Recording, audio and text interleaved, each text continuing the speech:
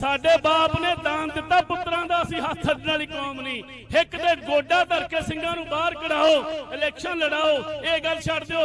जिन्ना चਿਰ राज भाग नहीं आपदा लैंदे आई साडियां मावां आई तरले पाउणगीਆਂ, आई करलाउणगीਆਂ बैठियां सड़कां ते। ਉਹ विचार ਜਿਹੜਾ गुरु रविदास महाराज ने सानू दिता है। ਜਦੋਂ पंडिया कहंदा सी मैं ਕੰਨਾਂ ਦੇ ਵਿੱਚ सिक्का पा दूं जे ਕਿਸੇ सूदर ने राम ਦਾ ਨਾਂ सुनिया, ते गुरु रविदास महाराज ने डंके दी चोट ते आपदी जात ਦਾ ਨਾਂ ਲੈ ਕੇ ਰੱਬ हो गए हो आप राम बन के रोकिया सी। जे असीं ये गल कहने आ ना असीं राज भाग देण वाली कौम आ ते फिर आपां राज भाग लईए। इत्थे गल चलदी है, कोई बंदे ने खालिस्तान दा नारा लाता नूं रोकिया गया। अहमियत समझो खालिस्तान दी, जिन्हों ये शब्द की अहमियत नहीं पता वो ये शब्द तो डरदा है। महाराजा रणजीत सिंह दा राज सी, हिंदू भी खुश सीगे, वजीर सीगा हिंदू, दीवान चंद, मुसलमान फकीर अजीजुद्दीन सारे खुश से। खालसे दा राज है, डरन दी की लोड़ आ? हथ ना अड्डो। 1999 वाला इतिहास दोहराओ, मनाओ परिवार नूं, सारी संगत मता पाओ कि जेल च बैठे साडे साथी नूं चोण लड़ाओ, उहनूं एमपी बना के बाहर कड्डो, हिक च गोडा रख के।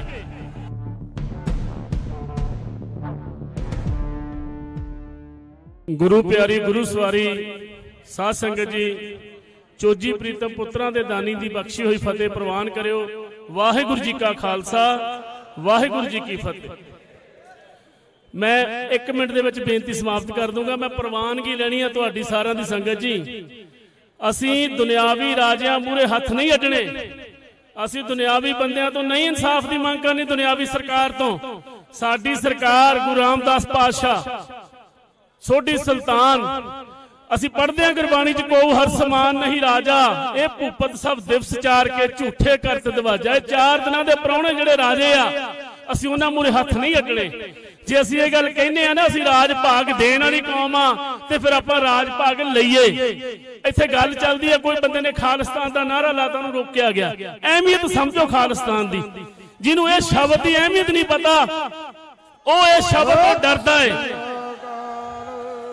इस शब्द तो डरदा जिन्हों अहमियत नहीं पता, खालिस्तान का मतलब नहीं पता। खालसे ने राज किया 40 वरे, महाराजा रणजीत सिंह का राज सी, हिंदू भी खुश सीगे, वजीर सीगा हिंदू, दीवान चंद, मुसलमान फकीर अजीजुद्दीन सारे खुश से। खालसे का राज है, डरन की की लोड़ आ? 6 सालों का राज।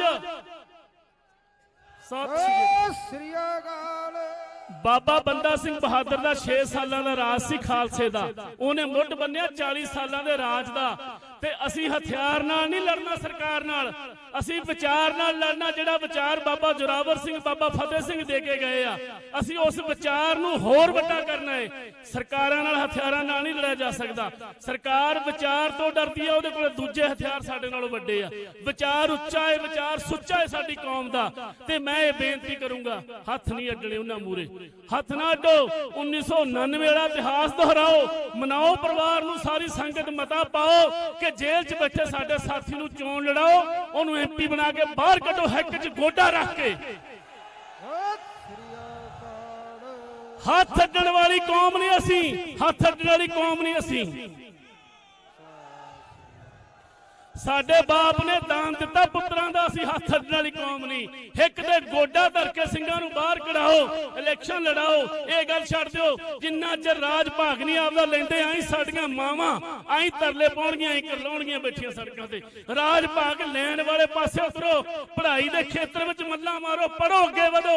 नहीं तां वड्डियां गिणतियां जिहड़ी बहुत गिणती है ना, वो कौम दा दैंत मूंह अड्डी खड़ा। सानूं छोटियां घट गिणतियां नूं चब्बण वास्ते बच्चिआं नूं पढ़ाओ। इलैक्शन लड़न वाली गल ते गौर करो, इतिहास दोहराओ। 13 आपदे पुत पुत्रे, 13 आपदियां धीआं, उन्हां 13 नूं पार्लीमेंट च भजाओ। उत्थे जाके असीं विचार दी लड़ाई लड़ांगे, फिर देखांगे, फिर असीं देखांगे, फिर देखांगे साडी धरती ते साडे पुत्रां नाल कौन अन्याय करदा है। हिक च हथ पाउण दा, हिक दे विच हथ मारन दा दम रखो। इन्हां कट्ठां दे नाल, धरनिआं दे नाल सरकार ने नहीं डरना। सड़कां ते लखां लोग धरने मारी जांदे आ। तुसीं उन्हां तों इंसाफ दी उम्मीद करदे हो जिहड़े सानूं गुरु दी नगरी च आउण तो रोकां लाई बैठे आ। सारे जिन्ने आए असीं हिक्कां ढा के भिड़ के आए आ, पुलिस नाल जुरत नाल बाबे नानक दी नाल इत्थे पहुंचे आ। पर मैं फिर बार-बार ये गल कर, ओ विचार जिहड़ा गुरु रविदास महाराज ने सानूं दित्ता है। जदों पंडिया कहंदा सी मैं ਕੰਨਾਂ ਦੇ ਵਿੱਚ ਸਿੱਕਾ ਪਾ ਦੂੰ ਜੇ ਕਿਸੇ ਸੂਦਰ ਨੇ ਰਾਮ ਦਾ ਨਾਂ ਸੁਣਿਆ ਤੇ ਗੁਰੂ ਰਵਿਦਾਸ ਮਹਾਰਾਜ ਨੇ ਡੰਕੇ ਦੀ ਚੋਟ ਤੇ ਆਪਦੀ ਜਾਤ ਦਾ ਨਾਂ ਲੈ ਕੇ ਰੱਬ ਹੋ ਗਏ ਉਹ ਆਪ ਰਾਮ ਬਣ ਕੇ ਉਹਨੂੰ ਰੋਕਿਆ ਸੀ। ਉਹੀ ਭਗਤ ਨਾਮਦੇਵ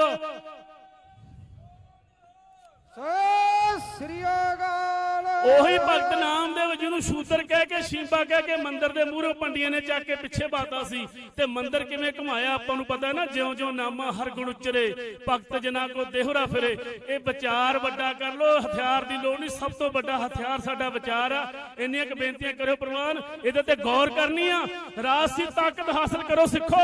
ਅਸੀਂ ਰੌਲਾ ਪਾਉਂਦੇ ਆ ਕਿ ਫਲਾਣੇ ਬਾਬੇ ਸਾਧ ਨੂੰ ਪਰੋਲ ਮਿਲ ਗਈ, ਪਿੰਡਾਂ 'ਚ ਜਾ ਕੇ ਦੇਖੋ ਉਹਦੇ ਚੇਲੇ ਚੱਪਤੇ ਉਹਦੇ ਜਿਹੜੇ ਵੋਟਰ ਉਹਦੇ ਨਾਲ ਖੜੇ ਆ ਤੇ ਅਸੀਂ 9 ਜਾਣੇ ਆ ਤੇ 90 ਮੂੰਹ ਸਾਡੇ ਸਿੱਖਾਂ ਦੇ ਆਗੂਆਂ ਦੇ। ਜਿੰਨਾ ਚਿਰ ਅਸੀਂ ਇੱਕ ਮੋਰੀ ਨਹੀਂ ਲੰਘਦੇ ਉਹਨਾਂ ਚਿਰ ਅਸੀਂ ਸੜਕਾਂ ਤੇ ਰੁਲਾਂਗੇ। ਰਾਜ ਭਾਗ ਵਾਲੇ ਪਾਸੇ ਨੂੰ ਹੰਬਲਾ ਮਾਰੋ, ਆਪਦੇ ਪੁੱਤਾਂ ਧੀਆਂ ਨੂੰ ਤਿਆਰ ਕਰੋ। ਲਾਇਕ ਬਹੁਤ ਆ ਸਾਡੇ ਕੋਲੇ, ਕਿਉਂਕਿ ਲਾਇਕ ਜਵਾਨੀ ਨੂੰ ਹੀ ਖਤਮ ਕਰਨ ਦਾ ਯਤਨ ਹੋ ਰਿਹਾ ਜਿਹੜੀ ਜਾਗਰੂਕ ਆ। ਤੇ ਜਾਗਰੂਕ ਜਵਾਨੀ ਸਾਂਭੀਏ, ਉਸ ਪਾਰਲੀਮੈਂਟ ਦਾ ਹਿੱਸਾ ਬਣੀਏ। ਸਾਡਾ ਖਿੱਤਾ ਸਾਡਾ ਮੁਲਕ ਆ, ਇਹ ਅਸੀਂ ਬਚਾਇਆ ਕੁਰਬਾਨੀਆਂ ਦੇ ਦੇ ਕੇ। ਭੁੱਲਾਂ ਚੁੱਕਾਂ ਦੀ ਖਿਮਾ ਦਿਓ, ਗੱਜ ਕੇ ਫਤਿਹ ਬੁਲਾਇਓ। ਵਾਹਿਗੁਰੂ ਜੀ ਕਾ ਖਾਲਸਾ, ਵਾਹਿਗੁਰੂ ਜੀ ਕੀ ਫਤਿਹ।